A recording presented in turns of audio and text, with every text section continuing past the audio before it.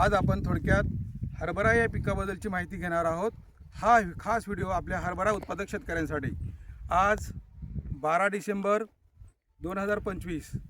महत्त्वाचा मुद्दा हरभरा पीक म्हटलं की तो म्हणजे असा एक मुद्द्याचं पीक येतं। हरभऱ्यामध्ये साधारणतः चांगल्या उत्पादनासाठी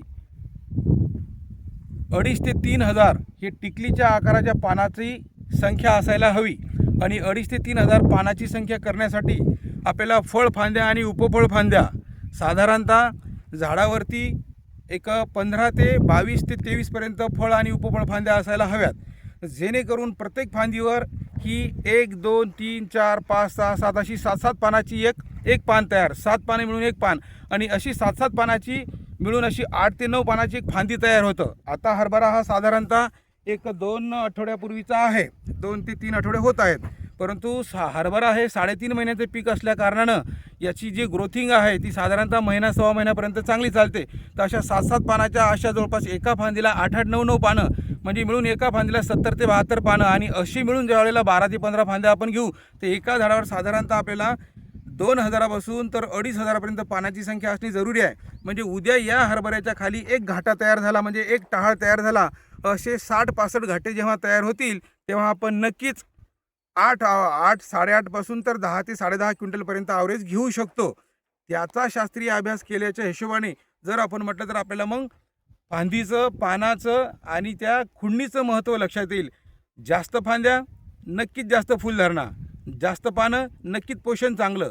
उद्या जर हरभरा हा दाटला, एकाखाली दाटीखाली जर गेला तर 60% पाला हा फक्त अन्न तयार न करता एकमेकांना 40% पाल्यानं तयार केलेलं अन्नच फक्त ते कमवण्याच्या ऐवजी तिथं हिस्सा पडण्याचं काम करतं। म्हणजेच आपल्याला पानाची आणि फांदीची संख्येचं महत्त्व कळतं।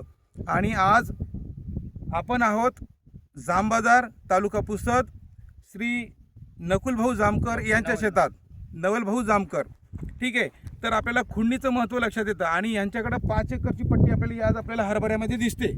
असं बऱ्याच जणांचा 20-20 एकरपर्यंत हरभरा राहतो आणि एवढी हरभऱ्याची खुडणी करणं शक्य नाही। त्यावेळेला आपल्याला नक्कीच खुडणीचं महत्त्व लक्षात येतं। आणि खुडणीचं महत्त्व का, सर्वात भारतातील लहान दिवस म्हणजे 21 डिसेंबर आणि 22 डिसेंबरपासून दिवस हा थोडा मोठा होतो। मग 22 डिसेंबरपासून वातावरणात असा काही बदल होतो की 1 महिना आधी पेरलेला हरभरा, 2 महिने आधी पेरलेला हरभरा दोन्ही सोबतच येतात फुलधारणेसाठी।